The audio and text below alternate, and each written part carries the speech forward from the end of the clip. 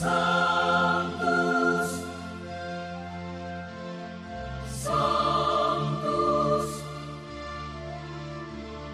Sanctus Dominus Deus Sabaoth. Bapak, Ibu, dan saudara-saudariku yang terkasih dalam Tuhan kita Yesus Kristus, salam sejahtera untuk kita semua.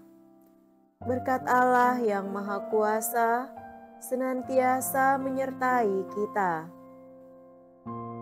Marilah kita mendengarkan dan merenungkan bacaan-bacaan kitab suci hari Jumat tanggal 23 Agustus tahun 2024. Dalam nama Bapa dan Putra dan Roh Kudus. Amin. Bacaan pertama dari nubuat Yehezkiel bab 34 ayat 1 sampai 14. Pada suatu hari kekuasaan Tuhan meliputi aku dan Ia membawa aku keluar dengan perantaraan Roh-Nya dan menempatkan daku di tengah-tengah lembah. Lembah ini penuh dengan tulang-tulang. Ia membawa aku berkeliling melihat tulang-tulang itu. Sungguh amat banyaklah tulang-tulang itu berserakan. Semuanya amat kering. Lalu Tuhan bersabda kepadaku, "Hai anak manusia, dapatkah tulang-tulang itu dihidupkan kembali?" Aku menjawab, "Ya Tuhan Allah, Engkaulah yang tahu." Lalu Ia bersabda kepadaku, "Bernubuatlah tentang tulang-tulang itu dan katakanlah kepadanya, 'Hai tulang-tulang kering, dengarlah sabda Tuhan. Beginilah sabda Tuhan Allah kepada tulang-tulang itu, Aku memberi nafas hidup di dalammu, supaya kalian hidup kembali. Aku akan memberi urat-urat kepadamu dan menumbuhkan daging padamu. Aku akan menutup kalian dengan kulit dan memberi kalian nafas hidup, supaya kalian hidup kembali. Dan kalian akan tahu bahwa Akulah Tuhan, lalu aku bernubuat seperti diperintahkan kepadaku. Dan segera sesudah aku bernubuat kedengaranlah suara. Sungguh, suatu suara berderak-derak, dan tulang-tulang itu bertemu satu sama lain. Sedang aku mengamat-amatinya, lihatlah, ada urat-urat dan daging tumbuh padanya. Kemudian kulit menutupinya, tetapi mereka belum bernafas. Maka Tuhan bersabda kepadaku, "Bernubuatlah kepada nafas hidup, bernubuatlah, hai anak manusia. Dan katakanlah kepada nafas hidup itu, beginilah sabda Tuhan Allah, hai nafas hidup, datanglah dari keempat penjuru angin, dan berembuslah ke dalam orang-orang yang terbunuh ini, supaya mereka hidup kembali."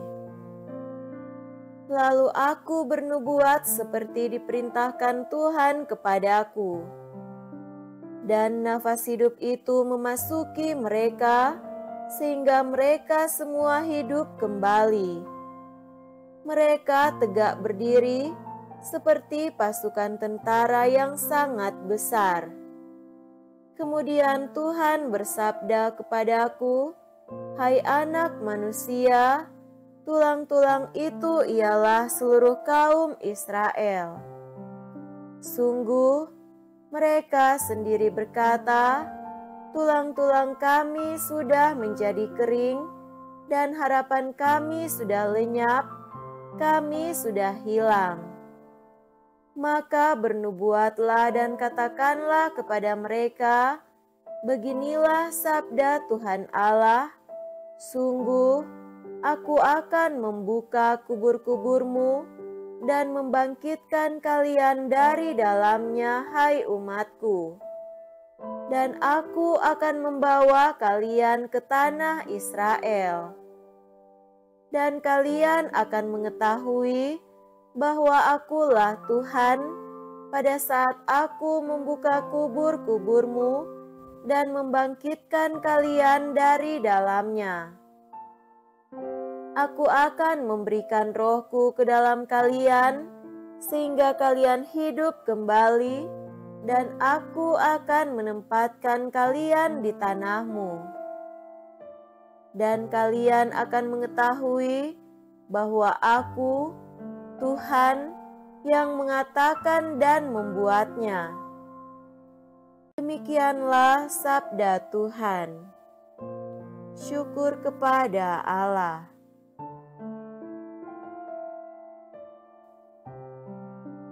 Semoga Tuhan beserta kita sekarang dan selama-lamanya. Inilah Injil suci menurut Matius. Dimuliakanlah Tuhan. Injil Matius bab 22 ayat 34 sampai 40. Ketika orang-orang Farisi mendengar bahwa Yesus telah membungkam orang-orang Saduki, berkumpullah mereka. Seorang dari antaranya, seorang ahli Taurat, bertanya kepada Yesus hendak mencobai dia, "Guru, hukum manakah yang terbesar dalam hukum Taurat?"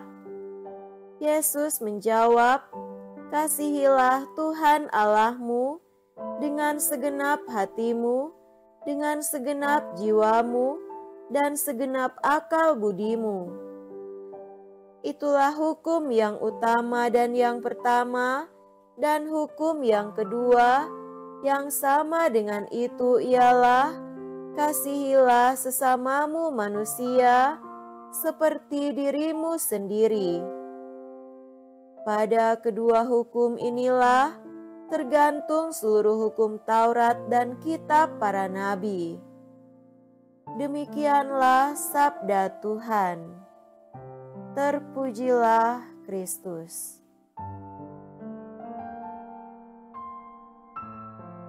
Saudara-saudariku yang terkasih dalam Tuhan kita Yesus Kristus, tema renungan kita pada hari ini adalah lebih bijak dan arif dalam hidup. Diskusi mengenai Taurat sering terjadi antara ahli Taurat dan Yesus.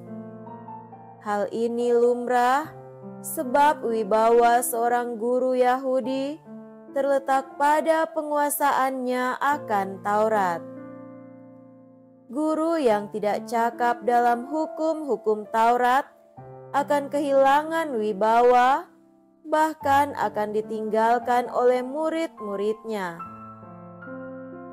Pertanyaan tentang hukum yang terutama dalam Taurat adalah pertanyaan menjebak. Jawaban Yesus selalu sungguh tepat dan telak. Sulit bagi mereka menemukan celah untuk memojokkan Yesus. Tidak hanya soal pengetahuan teoritis, pun soal aplikasi dari hukum itu, Yesus selalu unggul. Tak jarang mereka dipermalukan karenanya. Itulah sebabnya tidak ada jalan lain bagi mereka untuk menyingkirkan Yesus selain dengan menyingkirkan atau membunuhnya. Disinilah ironinya hidup ini. Semakin menguasai hal-hal keagamaan, mengapa malah menjadi semakin menjadi-jadi dalam iri hati dan kebencian? Bukankah dengan semakin mempelajari hal-hal keimanan, harusnya membuat kita semakin tercerahkan untuk menjadi lebih bijak dan arif dalam hidup? Saudara-saudari yang terkasih, tidak usahlah kita menyoroti berlebihan ahli-ahli Taurat, sebab tidak sedikit dari kita yang menjadi jahat justru ketika pengetahuan agamanya tinggi.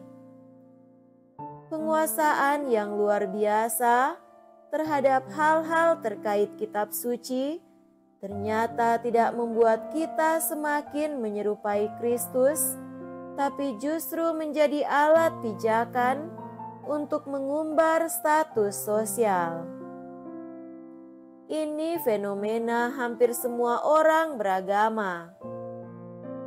Rupanya tak hanya berzina yang membuat orang berdosa. Beribadah dan baca kitab suci setiap hari pun bisa menjebak kita menjadi berdosa. Kita marah dan geram ketika Alkitab diinjak atau ketika Yesus diolok-olok orang beragama lain. Tapi nyatanya, semakin banyak membaca Alkitab, kita malah sering menginjak-injak martabat dan hak orang. Semakin sering berdoa kepada Yesus, tapi malah semakin sering mengolok-olok orang lain. Mestinya, semakin banyak kita membaca Alkitab, semakin luar biasa kita dituntun oleh Allah untuk hidup sesuai iman, harap, dan kasih. Semakin luas pengetahuan kita, sedemikian itu pula perhatian dan penghargaan kita akan sesama serta dedikasi kita pada Tuhan dan kesetiaan kita pada tugas dan tanggung jawab kita. Semoga demikian. Amin. Dalam nama Bapa dan Putra dan Roh Kudus. Amin.